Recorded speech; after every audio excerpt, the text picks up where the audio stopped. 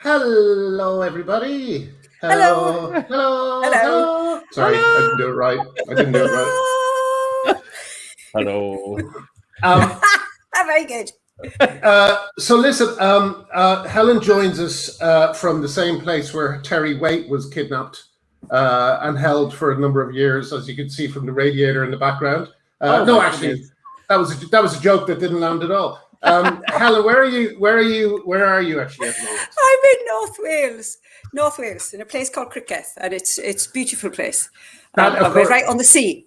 And I had the sea as a background, but it made me too dark. So Graham made me turn to the radiator behind me.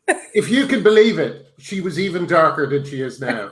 Yes, I'm so sorry about that. At the moment, you look like a ghost in a Japanese horror film, Helen. The same kind of outline and mysteriousness. Well, let me just remind you, I'll be the one in the cheap reading glasses and the black jumper. Okay. That I wear every week.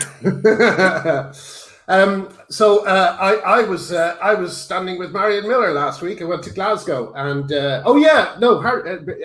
you were there, Artie, on Link, and we had it was a wonderful, wonderful time. Thank you so much for letting us all just rant at you for half an hour, Artie. The pleasure was all mine. Yeah, you wonderful Scottish witches, and you. It was great. Yes. It's great. You should see them. They're so funny. You know, I spoke to one who's like saying that her husband doesn't really understand it. You know, doesn't understand why it's so important to her. And she was like, "Are the kids going hungry? Is your tea on the table when I get home, or when you get home? You know, then stop complaining." It's fucking brilliant. They take no shit, and it was just kind of joyous being around them. You know, the stories I heard. Oh my God, the SNP. Fucking hell, if you knew half the things that are going on with the SNP, I can't tell you any of them, but they are quite shocking. I believe, oh no, actually, I can't even say that. But there are some stories that when they come out, it's going to be pretty explosive. What can I say? I wish I had been there. It looked amazing. It looked so companionable and just, solidarity. It was just brilliant. It was lovely, and there was about 300 people there, which I think is still, not as many as really there should be, but I think it's getting bigger all the time. I think the resistance is getting bigger, the awareness is getting bigger. Yes. It was a really inspiring week, and they're so generous. The idea that Scottish people are tight. I didn't pay for a thing all week. They were absolutely lovely, so it was just that's so nice. How that is just lovely. It sounds fab. And it's representative of what I've always found from Scottish people, apart from one. So let's not go into that. So listen, we have about half an hour, 20 minutes to half an hour before we speak to Danial Webb. Daniel. Yes, excuse me. His name jumped out. I must turn off my WhatsApp because it just distracted me there. Just give me one sec. Daniel is covering, or is very, very, has been covering the Mermaid's gender GP beat, because very few other people are doing, very few actual journalists will do it. And he's been looking at the recent hearing that Helen Webberley has been going through, thank God, and he'll be telling us all about that. So that's something to look forward to. Is there anything else we could talk about before we get into this? Shall we start with the extraordinary London School of Economics? It was extraordinary, wasn't it? I'm even. Can you explain it, Helen? Can you explain it as well? Yeah. So it seems to that the London School of Economics, they had it was a little conference, I think, it was graduates who'd maybe written some grad papers, and one of them was just the most extraordinary, basically advocating for just violence against women called TERFs, and just how dreadful they were, and it was really quite explicit.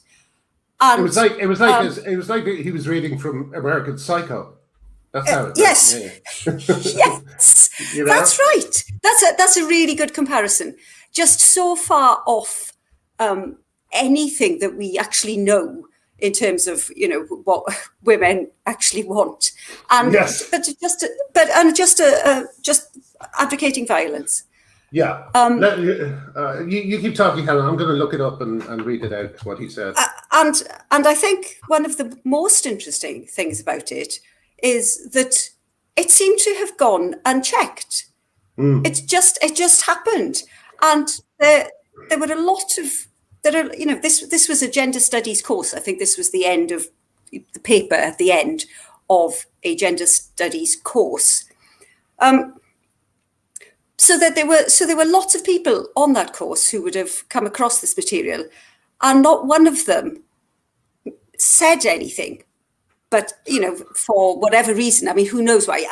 Saying something would obviously be a very dangerous thing to do. If you felt strongly against it, genuinely, it would be, well, this is directed towards you. It would be. I mean, if I was on that course and if I was, say, in my early 20s, I think I'd have really thought twice about saying something. Yeah, let's be quite frightening. Let me remind people of what he actually said. This is what he said. I have they scream for mercy. They scream for mercy. Am I a threat to you? Sorry, I'm looking at this off a video and it's loading slowly. I hold a knife to your throat. I hold a knife to your throat and spit my transness into your ear. Are you scared? I sure fucking hope so. Now imagine if you're a young woman studying in a college and you hear that speech and you're being told that anyone who finds this speech offensive or misogynistic is actually a bigot, you know? Like, people talk about the acceptance that this ideology has, but we have no idea of knowing how much of this acceptance is down to fear. And how does every single person on earth not listen to that and see nakedly clearly that this is entitled male sexual bitterness? You know, yes. This is misogyny in its purest sexual bitterness form. This is a man who has a sexual paraphilia who is deeply bitter and resentful of women. Like, it's just naked and apparent. How do people not see that we're just indulging men's dark sides just without any safeguards or stops at all? I genuinely don't know, Artie. I think this is one of the most shocking things to me, is that it's so apparent. It's so apparent what's going on here. And yet you've still got people with a different picture in their minds. I mean, we've said this many times. They picture somebody vulnerable and young and frightened and alone. Yeah. And yet a lot of the rhetoric that you see, it's really not that. It's really very much the opposite. It's angry and it's furious and it's misogynistic and it's completely wrong. It's violent, and yet people, and you never hear it. They don't seem to be pushing back. It's only people like us who are pushing back. And you never hear it from trans men, right? You never hear it from trans men because trans men are females, and you know, females by and large aren't violent. So that's why you don't hear that type of thing. But it's just the most extraordinary. I mean, you know, I remember you I've often spoken about this because I still think it's so shocking. And again, it's one of those things that, will anyone ever realize what a scandal this is? But Morgan Page's LGBT support group that Benji was in. Benji was in it, right? And this fucking person was reading pornography to them.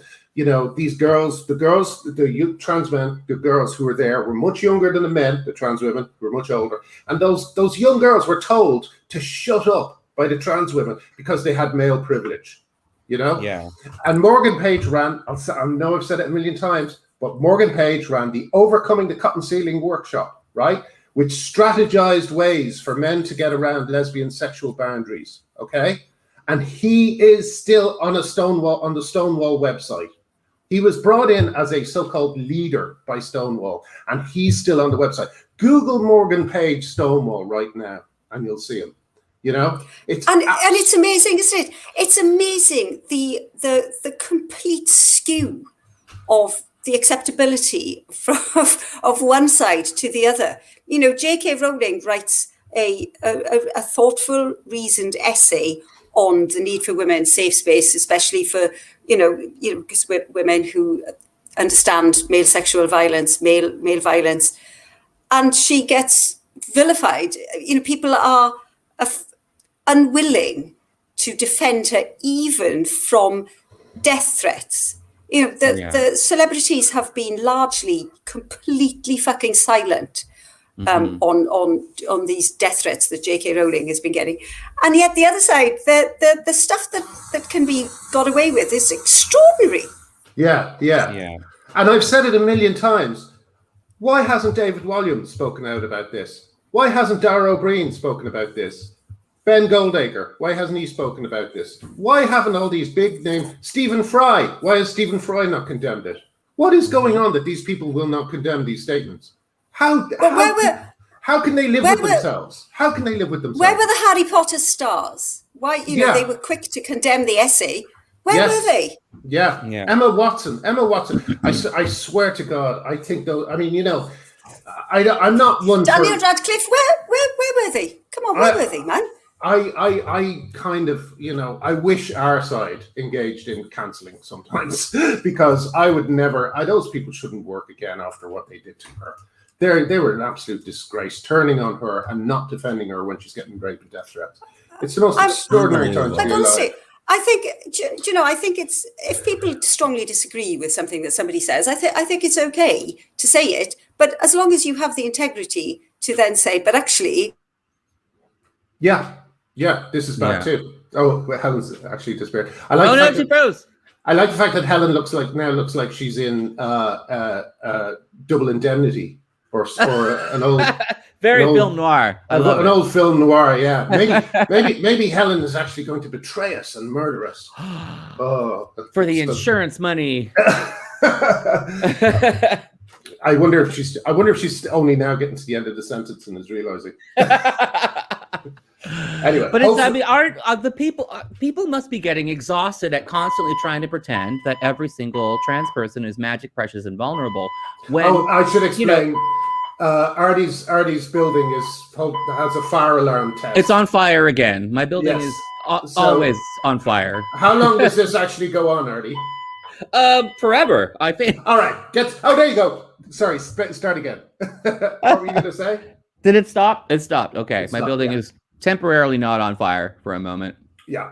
Aren't people just exhausted at this point of constantly pretending that trans people are magic, precious, and vulnerable, and then seeing a parade of not magic, precious, and vulnerable people identifying as trans? Just an endless parade of kind of kinky, a little bit off white guys, with really terrible outfits.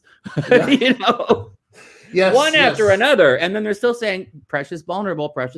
At some point, do they not stop and go, okay, maybe this is a constituency that isn't quite so precious and vulnerable? Like, at what point do they stop and reassess their sort of default image of what a trans person is and replace? I think they have to be literally held up in their homes by one with a knife. I think that is the only thing that will convince them. Is if they actually physically have it in the same, and then they'll be like, I'll come over, I agree. But until that moment, they're just going to break their necks looking the other way.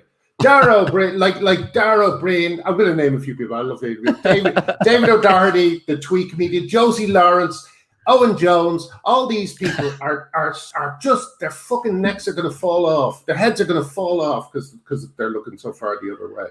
And it's just ridiculous. And I hope that people remember this when this is all over. I hope people remember this when they're considering getting someone like Owen Jones on a TV chat show to tell us what he thinks of the fucking papers, because this person failed one of the biggest moral tests of his life, right? Yeah, absolutely. So have all these people. Josie Lawrence miserably failed it. Yeah, David O'Doherty. Everyone at The Guardian who hasn't already left The Guardian has, by virtue of staying at The Guardian at this point, failed a massive moral test. Exactly. Yeah. It's appalling. Here she is. Oh, hey, you're back. What happened? The Wi-Fi is very dodgy here, I'm afraid. Oh, Sam. Well, that's Wales. Sorry, no, I'm only joking. Vacation. So listen. I'm not sure. I'm not sure if you covered it, but I just wanted to say that the Sex Matters, who they tweeted out about the LSE thing, and the LSE replied saying, "Oh, this is really bad, and we've taken it down." Yeah. But they've not let it go. They are now saying, "But how was this allowed to happen? What are your internal policies on this? Can we get a reaction?" Which I think is the exact right thing to do. And Baroness Nicholson has written a great letter to the LSE as well. Excellent, excellent. Because I don't think that these, I think, "Oh, we've taken it down," isn't a good enough reaction at all. Yeah. Mm-hmm. Yeah. No, because it's a class that was already taught. It's like, oh, we're not gonna leave the archive of that class. But that's minimal. The damage was the class that was taught when it happened. Here's the question to the LSE, and everyone should go to Baroness Nicholson's website or Twitter feed, and look at the letter and write a similar one and ask them this question. What are you doing to ensure that female students will not be subjected to this kind of sexual threat again? Yes. What are you doing to ensure that they are going to be able to speak freely about people like this when they're confronted with them? These are the questions. It's not just a kind of won't happen again. It's how do we ensure that that young female students are safe? Yes, absolutely. And these pricks, they talk about feeling unsafe because someone won't put their pronouns in their bio, and then they're saying stuff like this about slitting women's necks and stuff. It's absolutely disgusting, The indulgence of these middle-class kids who are just going on and on about this fantasy of vulnerability. It's really bizarre. It's so privileged as well. It drives me insane. They're the most privileged group on earth. Young white men. And they are, they're not spitting their transness in people's ears. They're spitting their privilege. In people's ears, absolutely. They're indulging in themselves and their own, everything that they can do because they can do it. It's just appalling. And on top of it all, claiming to be precious and vulnerable while they're just completely indulging in the most indulgent nonsense since Versailles. I've never seen such indulgence. It's the Renaissance. It's the Renaissance of indulgence. Yeah, it's the days before there was a backlash to Versailles. Yeah. Something I actually been thinking about a lot is one of the reasons that I think this stuff has spread so far is not just because of the media and the arts and institutional capture and all of that. I think something that happened at Stonewall has probably happened in friendship groups all over the country, which is there is one person, right, who really likes the sound of gender ideology because, I felt a bit like that. Suddenly they're the group expert on the subject.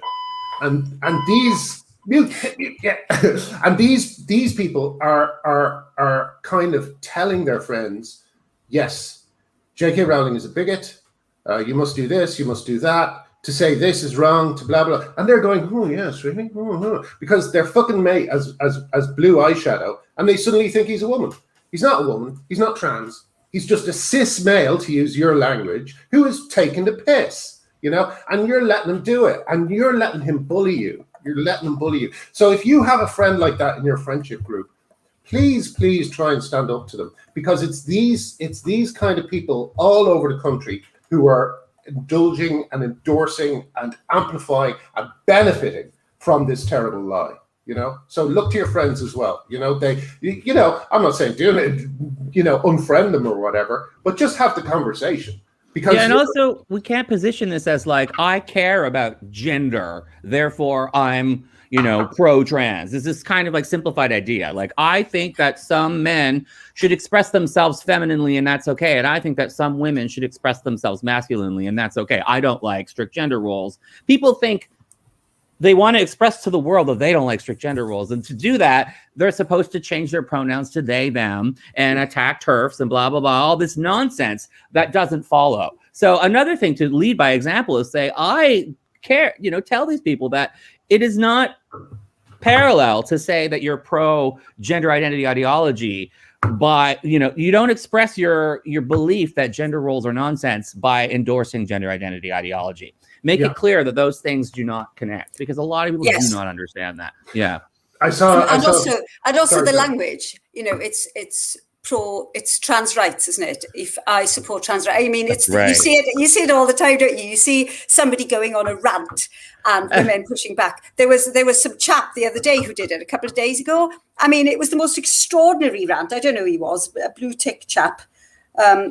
But it was a massive rant about. One of the things was stop trying to police your safe spaces. And I'm like, did you really say this? Like, did you really mean to say that women should not actually care who enters their safe spaces? Doesn't that actually just make them unsafe? And then, and there was lots of. How can you write about this? It's so. Stop locking your safes, people. Why would you lock your safe? It's so not inclusive. But then the inevitable, and it is inevitable. Like I went through, the next day, I had a quick look at his timeline, and it was, oh my God, if this is what I get for standing up for trans rights, they always say that. I get for standing up for trans rights, what must it be like for trans people? And I'm thinking, for most trans people, they're not getting any pushback because they're just living their lives. But if you're going to fucking come on and have a rant at women and tell them that they're bigoted, awful people who should not be policing their safe spaces, women are actually going to have a bit of a go at you. And it's not because you're standing up for trans rights. Look what happens because you're an idiot. Look what happens when I insult 50% of the population. Yes. This is extraordinary. Yeah. We have to take back. We are for trans rights. They don't get to say that they're for trans rights and therefore we're against it. I am for trans rights. We are for trans rights. Real trans rights, not bullshit trans rights. Julie last week said something that I think is so dead on. She said had a brilliant point to make, which she said that trans women who have had bottom surgery have to go to gynecologists, right? Who aren't? Can you hit that, Ernie? Who can't? Who don't understand? The male biology, or those neo-vaginas, right? They're not equipped to work with them, And she pointed out this is because women and trans women are very, very different, and they have different needs. So you're actually exposing those trans women to danger by not having someone specialist, by pretending that a gynecologist is required to look at your neo-vagina. Do you know what I mean? It's another example of where they hurt trans people and where we on our side are actually trying to get them better care. It's fucking crazy. The brilliant. I'll leave that for Daniel Webb. We can also talk about. Artie's desperate to say something. But this chap was called Mike P. Williams, and he's got a blue tick. Yeah, I saw him. He's and 33,000 followers, and he was extraordinarily and it's I think an interesting thing is that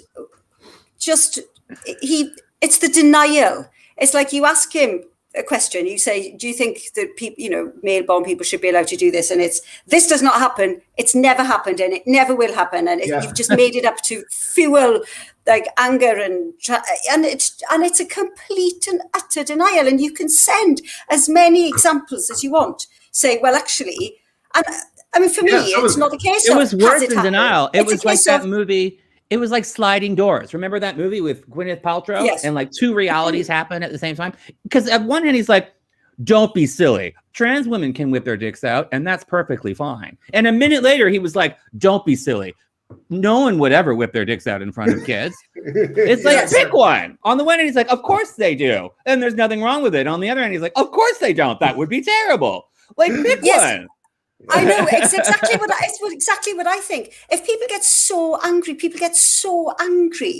about being asked this. I wanted to make this point as well, because I've seen it again and again, people saying that when I ask them about male-born people in communal changing rooms, they say Schrodinger's Wang, Simon. People will say it's yes. He's put it quite succinctly and well there, I feel. But people say, this is a loaded question, and I'm like, it was never meant to be a loaded question. It was a question that could very quickly just pinpoint the problem area, and a very difficult to defend problem area. You know, and you might as well, if somebody's going to say, I am for trans rights, I'm pro trans rights, then I just wanted to say, well, are you for this? Because I'm, exactly as we were saying, I'm pro trans rights, but not for this. Yes. I mean, I do think that at some point, you know, there are limits. Well, there are boundaries. And it's not just limits. And so that was the point of the question to begin with. But I see it now being sort of bandied around as, it's a loaded question and it's meant to paint trans people as predators, etc., etc. And I'm like, none of this. You know, like I've been starting to say, like sometimes a pipe is just a pipe. I'm simply asking you. Answer yes, answer no. You can answer with more nuance. You could say, well, actually, no, there should be some limits, maybe bottom surgery or maybe not self-identification. There are many, many answers, and there are absolutely none. But it's testament to the bottomless power of the Staniland question. It really is so powerful because it gets to the root of people's inability to understand this issue and their own hypocrisy and their lack of critical thinking on it. And another example, is that people are treating trans people like they don't know what a penis is anymore. Like everybody on Earth, every grown adult knows it is inappropriate to expose your penis to women and girls. But people are genuinely acting like a middle-aged man in his 40s who suddenly declares that his pronouns are they, them. No longer, it's like they've got penis amnesia and they suddenly don't know that you're not supposed to expose your dick in front of little girls. And they're literally treating trans people like they're aliens who don't know. They've got penis amnesia. This poor trans woman. Don't you know that their pronouns are they, them? How could they possibly know what a penis is? They don't know. Like, this is the way they're treating trans, and it's lunacy. Every single grown adult on Earth knows. Everybody knows you don't expose your penis. And if you're a middle-aged male who's suddenly come out as trans in middle age, you've spent your whole life knowing exactly what a dick is. Who the hell are you kidding? You know? Yes. Yeah. I get penis amnesia, but only because I haven't had sex in a But I was contacted by some journalist in The Guardian because, you know, LGBT Alliance, we were criticizing the Wee Spa guy, but this sent me this very pointed, seems to be gearing up to do a hit piece on us. Oh, really? Yeah, it sent you this very pointed question that was more like an accusation that was like, don't you see the parallels with homophobia, you know, calling this person, you know, targeting children? It's like, gay people didn't whip their dicks out in front of little girls. Yeah. But this person literally, in reality, as a matter of actual recorded fact, whipped their dick out in front of little girls. So don't say that criticizing an actual real person who took their actual real penis in front of actual real girls and complaining about it is parallel to accusing gay people of having done that when that never happened. A real thing that happened does never get compared to things that didn't happen. We must think about the children. I see it all the time now. You know, we must think about the children. We must think about the fucking children. Yes, this is the point of it, isn't it? This is the point of safeguarding. I'm literally asking you a question about children. Do you think it's okay or not? Also,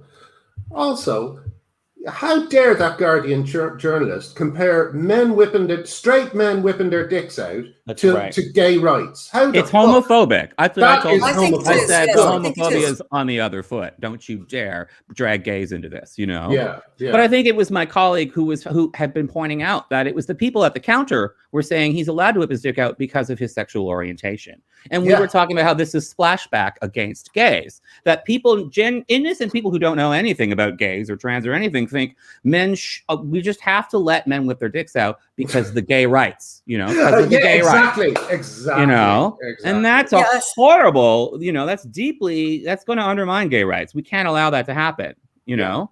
Yeah. Oh, my camera's been unplugged. Hold on a second. My goodness. I wanted to say, in fact, he's not just turned his camera off, he's just gone. He just unplugged everything. That'll fix it. Yes, exactly. So I wanted to say that he's turning it off and back on again in the IT crowd parlance.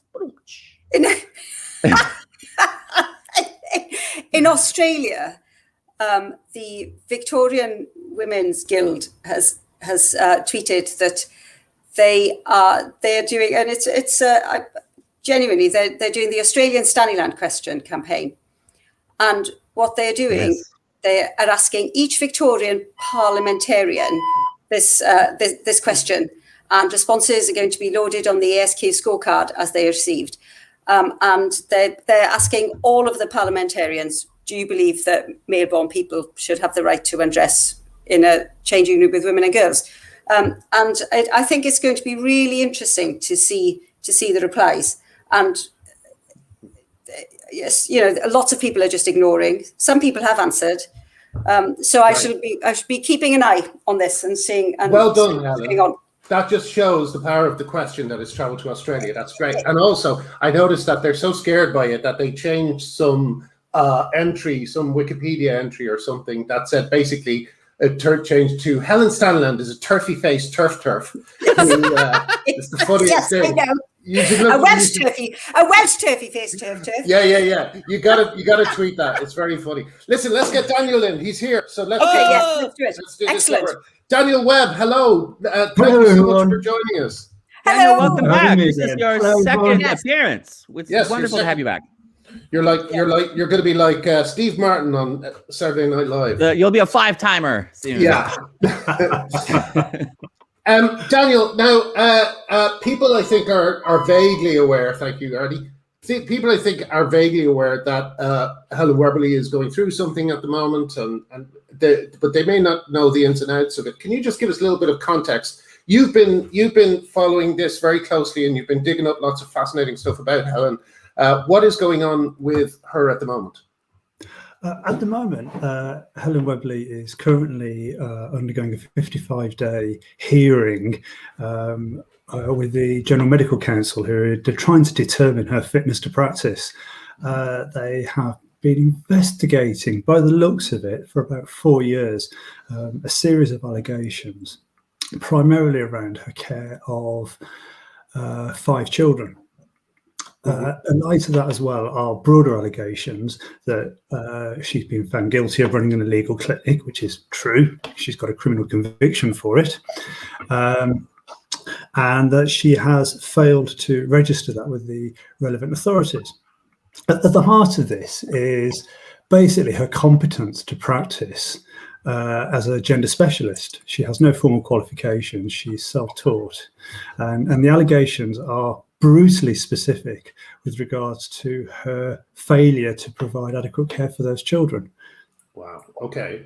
And you said 55 days. That's very long. Is that normal?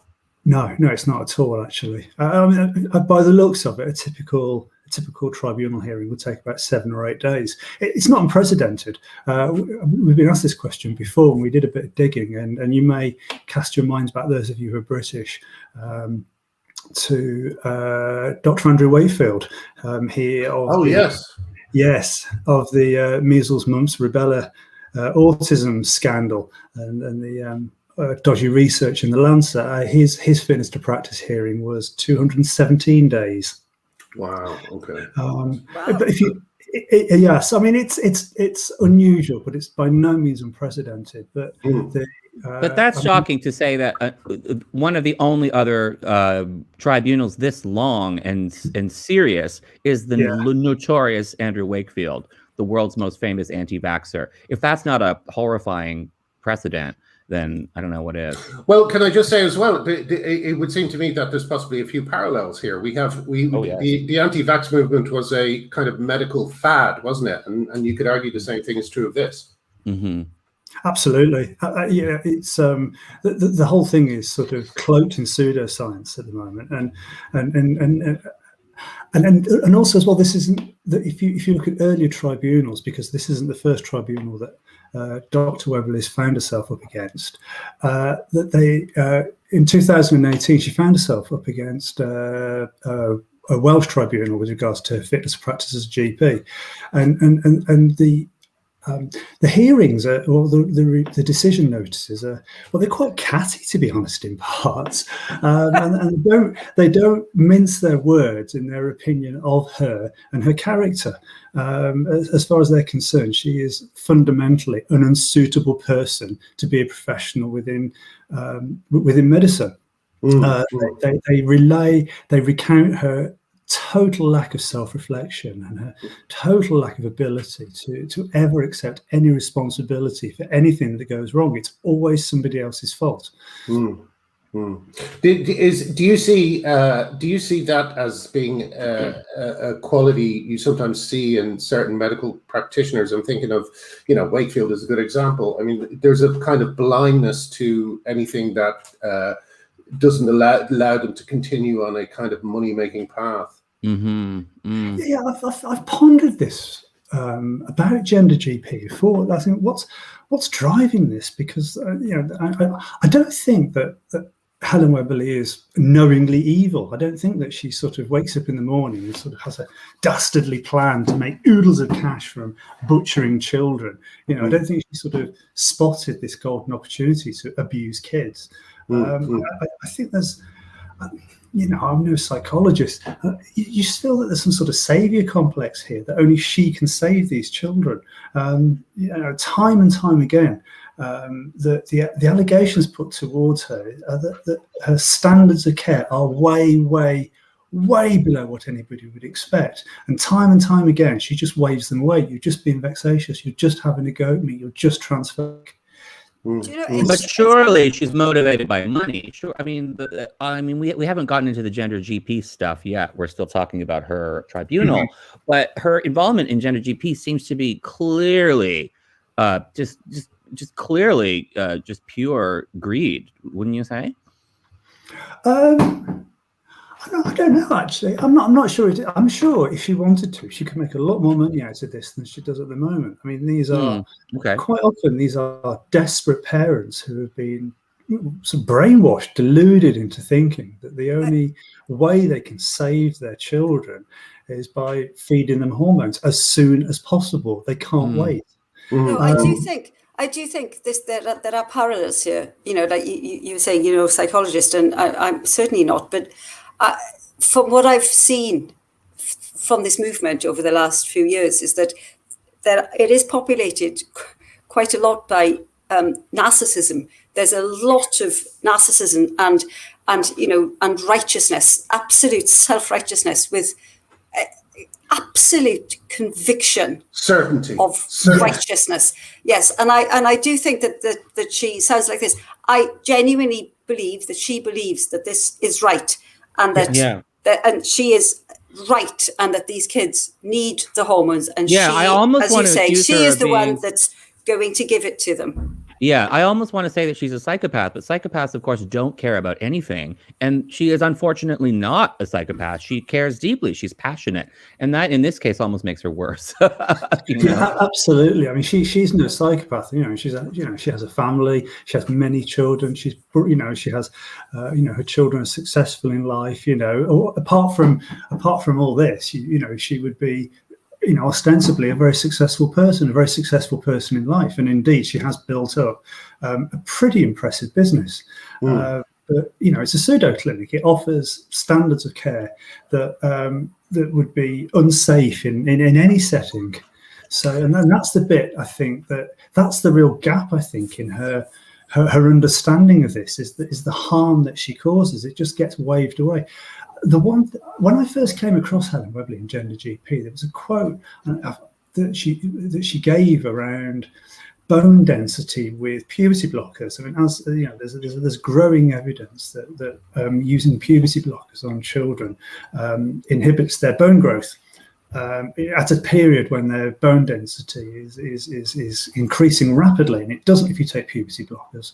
And her response was, well, this is a good thing, because obviously if they have smaller bones, then that's more in congruence with the gender that they're seeking. Where do you start with a comment like that? You're right. That's incredible. That's deranged. So males who want to be females should have smaller bones, and also females who want to be males should have smaller bones. That's the major gap. Sort of, what about the girls who want to be boys, who are probably the majority of her child cohort? I was just like, you fucking whelped woman. This is crazy. Why isn't and that got me thinking about this. And I don't want to talk about myself too much here, but I found myself staggered by this. Why isn't this in the news? Why isn't this, on the front page of the Guardian? Why isn't there a campaign to sling her in prison? That's no, just, because when you think about the Andrew Wakefield thing, I mean, that was huge. That was such a massive, scandal. But no one is willing to touch this. I mean, there's you. Yeah. I mean, look again, Danial. I hate to point this out, but here we have software engineer from Wales, a bartender from Canada, and a comedy writer from Ireland. And we're the only people talking about this, and we get insulted by journalists like Katie Herzog and Helen Lewis when we do. It's I know. Like, you have to be cool. You can't be obsessed. You have to totally act cool about it. I am cool. Daniel, yeah, sorry. Go ahead, Daniel. Sorry, go on. I was going to say that there is some journalist interest bubbling along in the background. I don't want to say anything at the moment because I don't want to compromise those people. Good. But I am in contact with journalists. I'm sharing information with journalists. Those journalists are doing digging. They are good journalists from reputable sources.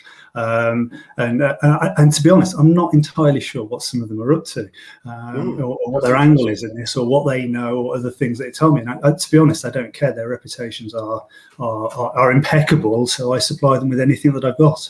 That's great news. That's really good news. I like that. Yeah. Once they start putting money behind it and getting their top people on it, that's when things will change. Can I ask, Daniel, what you've heard so far? No, sorry. Actually, let me return to something you said earlier. You were saying that you don't think greed is at the base, and it's kind of a mixture of zeal, and it's zeal that pays. But I published something on my site, the digging that you did into their offshore businesses or whatever, or however their offshore addresses and stuff. Yeah. What do you take from all of that kind of chicanery? What is going on there, do you think? Is that just merely a way of getting around their bans in the UK? I think that's absolutely what this is. This is about dodging the regulatory framework and avoiding future problems. At the moment, Helen tells us that the words that she uses are quite slippery. She says that her business has been acquired by Harland International. And indeed, documents that I've seen from her until recently, wide open internet website servers showed that's right. They do send contracts through under the name Harland International. So fine, the GP might well be owned by Harland International, but then the question has to be afterwards is, who owns Harland International? Yeah. An answer comes there, none. And yet all we ever hear about is Helen Webberley, who's apparently just an advisor. I've noticed. I don't know who owns Gender GP. Helen does, but she won't tell anybody. But I will recount a little snippet from the Fitness to Practice Tribunal from October 2018 with the, I don't know how to say the word actually. How do you say this, Helen? Aneurin Bevan? Aneurin Bevan. Sorry about that. I live right close to the Welsh border. But my Welsh is lousy. Sorry about that. That's very good.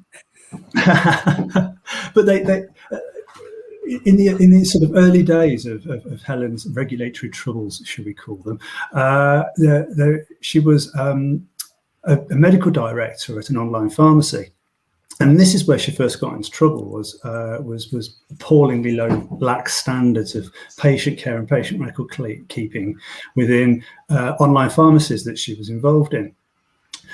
She claimed in her defence that she couldn't have been expected to know of those last standards because she was just merely the hired help, and that really she had no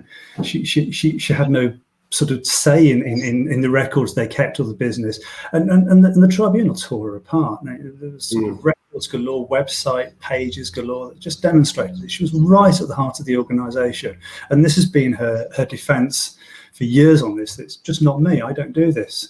And Yes. we all know people like this. We all know people like this who never take responsibility for things that go wrong. We've all worked with people like this. You know, Yes. I usually call them sociopaths, but in this case, there's an exception. Yeah, it's. I just, you know, I think really what we have to look at here is her ability to provide good care. The trans thing is it's a smokescreen. You know, if it wasn't this, it'd be something else. Before she got into trans health, she used to flog Clomid, the IVF drug, online. There's records of her on online forums flogging Clomid. What's Clomid? It's I'm not entirely sure. It's a drug used for IVF treatment for. Right. Is it a quack drug or just a drug that's very lucrative? No, it's a legitimate drug. It's a legitimate drug, but you do have to ask why she's flogging it on online pregnancy forums rather than, you know, through a clinic. Mm-hmm. Right. Can I ask? Here's another question. Obviously, there's all this kind of. It sounds to me like you just mentioned the fact that their website was wide open. The Gender GP website was wide open. Yes. Which I think Alan Hennis brought to your attention. Alan's a very clever man who does this stuff. But of course, the Mermaids also had that huge privacy breach when they released the email addresses and information of you know, hundreds of children in their care. It seems to me that part of the problem with this whole kind of business that's grown up around medicalizing children is that these people are just not very bright, you know. It's like, I remember this was said about Nixon's team. Someone said something like, "You got to remember, these people just aren't very smart." That's what's happening. That's right. And Mermaids, like we've often pointed out, that Mermaids doesn't really have any professionals working for them. Mm-hmm. No professionals in childcare, no professionals in medicine. The only one they had was Helen Webberley, who's now up in front of a hearing. So it just seems to me that there's this is what I was leading to. Do you think that there's any chance that because, like, you know, I'm sure we all agree that Mermaids is a huge danger to kids. Do you think there's any chance that Mermaids might be taken down by this hearing? No, I don't think so, actually. I suspect, because I think partly because although Helen Webberley, in her defence, as we saw today in the hearing, is desperate to make this a tribunal, a trial about trans health. The allegations against her are very, very specific. There are 12 pages of them, and they are down detailed to: you did not write a care plan for this, you did not involve a multidisciplinary team, you did not carry out a psychological assessment. It's things like that. I bet that Mermaids, as and when it collapses, and surely it will collapse, will be when the wider scandals, when the number of transitioners in there hit their mid-20s, and all the euphoria of this has gone, and all the people, their glitter family, abandon them as they move on to fresher, younger people earlier on in their journey, start complaining and start kicking a stink up and start putting complaints in, then that's when I think Mermaids will collapse. And the evidence at the moment is there in plain sight that they are, for an organisation that bangs on about how precious the children who follow them are, their contempt for the safety of those children is just breathtaking. Now you also, because you're a man of many talents, have also been looking into Mermaids, and you uncovered something of a little scandal. I did. Involved in child safeguarding. Go on. I didn't. What is it? Well, my skills here in networking, a lot of people contact me, and I think it's because I've been one of the earlier people to put my head above the parapet with a name and a face, and it's very easy to hunt me down if you want to, which is a deliberate choice on my part, because it's a very effective way of tempering what one writes in public environment. But a lot of people contact me, and a lot of parents have contacted me over the last 8 or 9 months, and obviously mothers in particular. Well, actually, that's not fair. I'm going to take that back, actually, because it's a 50-50 split. Parents parents can be really, really quite ruthless when it comes to protecting their children. And I've had somebody pester me today on Twitter saying that they're going to refer me to the police for printing details of the shocking safeguard failures on their youth forum. I don't need to access any of this. I don't need to. It's already infested with parents who are taking screenshots of everything and they send it to me. And it's terrifying, some of the stuff that we read. Oh, yes. No, I remember this. This is your, this is the forums where there's no safeguarding in terms of 12-year-olds talking to 18-year-olds and stuff. Can you go into that? Sorry, I stopped you from doing so. It's absolutely shocking. And this is, I mean, parents have done this. Parents have gained access to the website and they've masquerading as children. I have one parent contact in particular, and she's very adept at doing this because she knows the story. We all know that all this stuff is rehearsed with these children, so she's learnt the lingo, and she just passes straight through, and they tell her everything. So she's got access to this website, no ID checks. They asked her, this is the kicker, they asked her for a private email address that her parents could not access. That's grooming.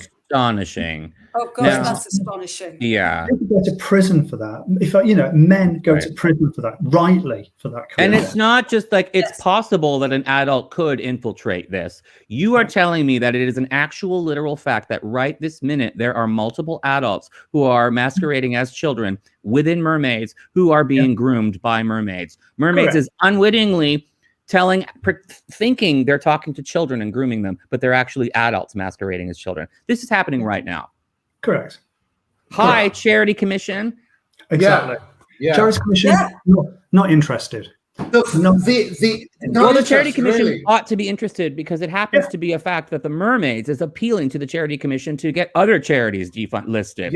When they're the ones. Amazing. Yeah, it's gobsmacking. I've seen this parent contact the Charity Commission with a long report detailing all of this, and it's shocking. The rap sheet that she's found. There are children discussing how to lie to the GP, how the script to say to the GP to get the GP to give you testosterone or estrogen, swapping stories about lying to GP, swapping stories about self-medication, where to buy drugs on the diet. A charity that is registered in their formal role as a charity instructs children to lie to doctors. Well, no. Let's be clear. Let's be clear. These are children talking to each other. This is kid talk. This is teenager talk. And except they're all secretly adults on the internet. No, I think 16-year-olds talking to each other about lying to the GP to get drugs. To me, sounds like standard teenage behaviour. I mean, obviously they've been a boatload of trouble for doing it, but that in itself isn't particularly shocking. What's shocking is that the moderators of the forum, who are supposedly DBS checked, this means safeguarding check to make sure there's no criminal record, are watching this and just letting it happen. There are accounts of teenagers inviting other teenagers off the forum to talk to them on Discord servers, and the moderators are doing nothing. And of course, these teenagers could be adults who are in not for the good motives that the other adults are in. Exactly. This is amazing. Like my son. Surely that's enough to get them. My son plays games where if you even mention Discord, it's a banning offence because you're not allowed to say, come on and separately. This is absolutely not an allowed thing. And this is gaming. Those are games. This is a registered charity. But this is a registered charity. This is incredible. It's quite appalling, to be honest. This woman sent all this to the Charities Commission, and she got a mealy-mouthed response along the lines of, "Oh yeah, well, we've spoken to mermaids about it, but we don't see any regulatory issues here." That sounds like Twitter. Whenever you report anyone, when they say, "We see no violation of the rules here," and you're like, "No, exactly. They're holding a gun. They're holding a gun, saying fuck turfs," and they're like, "Yeah, no, that's all good." I mean, I will wager, I would put money on. I mean, I don't know this for a fact, but we all know if there's a forum where adults can get easy access to vulnerable children, there'll be pedos. Sooner or later, pedos will turn up on that website. Always. So, I would not be surprised if there are right now pedos grooming children on the Mermaid's website. Wow. Oh yeah. Wow. Well, listen. Yeah. Look, hopefully, Baroness. Maybe someone could ask. Obviously, I'm not on Twitter because I've been fighting against this stuff. But maybe someone could. Maybe someone could mention this to Baroness Nicholson and to ask her to watch this video, because she's very good at writing official letters that get attention. So I think this would be a good one for her. Happy to report. Baroness Nicholson, I'm sorry I swore so many times if you're watching. Happy to report that this all got sent to Baroness. Oh, good. She's on it. So excellent. That's all good news. Excellent. All very reassuring. That's very good news. That's very good news. So we have how many? We probably have what, about 35 days, something like that left, or even more. 50. Oh, it's brutal. It's 52 after today. Well, that's a lot of tweeting for your update service to have to do. So thanks to them. I know some of the people involved. So thanks to them for keeping us informed. It seems like every day there's one or two things that slightly take your breath away. What are the possible outcomes for this? What happens to people who fail this particular test? Well, in her case, I suspect very little will happen. Actually, her name is already dirt professionally. She's already, she's placed the business outside of the UK regulatory framework, or so she thinks. So, and she's pretty confident. She said so on her website that actually Gender GP will carry on regardless. And that's true, because it doesn't rely, Gender GP no longer relies on Helen Webberley having a GP's license to practice. So at the moment they use a GP in Egypt and a GP in Romania to agree the prescriptions and to fill them. So in that regard, everything will just carry on as normal. She might well be struck off permanently, erased from the register. She might be suspended from the register. She might just get a rap on her knuckle. So I really struggle after watching the trial the hearing for 3 days, how she would not receive some sort of censure, but the business carries on. This requires a far more robust response from European and from UK regulators to take it down. Well, I mean, it seems shocking that it's almost like your entire system is toothless. You can't enforce when there's a serious problem. You suddenly the UK system realizes there's nothing they can do to stop it. It reminds me of, I always like to use a little analogy because they help remind people of things. But it's like we have a restaurant system in Toronto where like if it has to be inspected. And if it fails the inspection, you have to shut down the restaurant. But there was this one really egregious restaurant that just flouted the rules. And they gave them a red card and they told them, okay, you have to shut down. And they just said, nah, not gonna. And then suddenly everybody was like, oh shit, wait a minute. We don't actually have the power to enforce anything. They just kept on operating. And this seems to be like the Helen Webberley case where it's like they're handing you the red card saying, you did a bad. We're telling you did the bad. And she's like, yeah, fuck you. That's nice. I don't care. I got paychecks coming in. See you later. And then they're like, oh shit. There is one really easy way to close her down, and that would be to take her website off her. So and then to take down and this is what they do with illegal online pharmacies. These ones that operate from Asia, selling sleeping tablets and Viagra. They shut the websites down, and it would require an international response. The framework is there to do it, but if she has no website or no social media presence, she has no business. As she said, she's taking it all online, so it can just be taken offline. And then what can she do? So, is there anything apart from writing to the Charity Commission that ordinary people can do, the people who might be watching this, to complain to or to write to try and draw attention to this? Yeah, I would write to the CQC, I would write to your local MP, I would write to your local newspaper and just kick up a stink about this and be absolutely uncompromising about this. And I think that, again, be absolutely clear. The trans thing is a sideshow here. This is around safeguarding failure of children. And so stick to that. Yes. Children being harmed by this. There is absolutely no doubt about that. Irrespective of what you think around affirmative care, as they call it, or feeding kids hormones, Helen Webberley is a danger to children. And if you stick to that, I don't see how, if there's enough of a drumbeat, I just don't see how they can ignore it going forward. I really don't. Great. Well, don't be thinking if you're watching this that you can't do anything. There are success stories from Raising a Stink about these things all the time. So get out there and start writing those letters. Yes. When you write letters and when you contact people, it makes a huge difference. It's so easy to tweet about things, but when you take the time to write, email is good. Paper letter writing is even better. It makes a huge difference. So if you're in a position to expose your name and to do it. Yeah. And here's one more piece of advice. Sorry, Daniel, that I got from Baroness Nicholson. When you do write a letter, write another letter to someone saying you've written the letter. Do you know what I mean? And tell each other. Say, I wrote you this letter and I told someone else. If you write a letter to your MP, then write a letter to the local newspaper saying you've written a letter to the MP. Okay, that kind of stuff is important, because otherwise they could just ignore you, as I found. That's a good idea.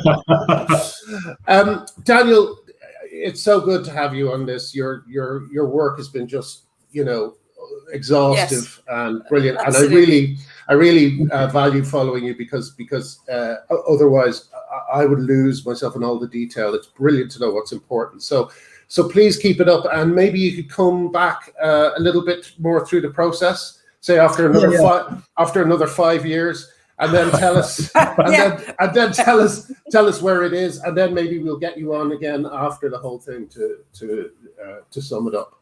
Would that be okay? Thank you. It'd be a pleasure to. Okay, great. Yes, thank you so much. Yeah. See you next time, Daniel. Take care. Cheerio. Bye. Bye.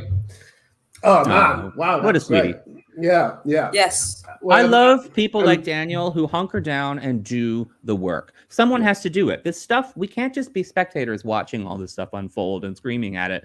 We have to take action. And I love people like Daniel who hunker down and do the hard work. It reminds me of Helen, when you undertook that survey so that we could get people's, the state of people's popular opinion on things, that had to be done, and someone had to do it, and you stepped up and you did it. And that gets referred to endlessly because someone had to do it. But also, he's so thoughtful, isn't he? It's just for him. It's about the safeguarding of children, and it's. It makes him angry, but he's still, it's very thoughtful, very, it's just well thought out. He knows exactly what the problems are here, and he's willing to follow it, and he's willing to say, there's a problem. Everyone, you can ignore it as much as you like. I'm still going to say there's a problem here, because there is. Yeah, and another person who puts his face out there. I know not everyone is in a position to do so, but when people do, it's a huge help. It's a huge help because they can't ignore us if they know we're real. So I think that's our hour up. I'm probably going to get a phone call any second, so I better wind it up. Okay. Marion Miller was here. So hello, Marion. Thanks for joining in. And so Artie as someone said, maybe that alarm goes off every time Marty starts speaking again. Yeah. There's lots of people in here who I know and who I met in Glasgow. Hello to everyone. Lovely to see you all. Oh, so many wonderful people. And I will see you hopefully on Sunday at Baroness Nicholson's thing, which is going to be great. I think a huge celebration of how far we've come, and we have come a long way, even though it sometimes feels we haven't. We have. We have indeed. Artie, always a pleasure. Helen, lovely to see you, and see you all next week, everyone. Bye bye. See you guys. Bye.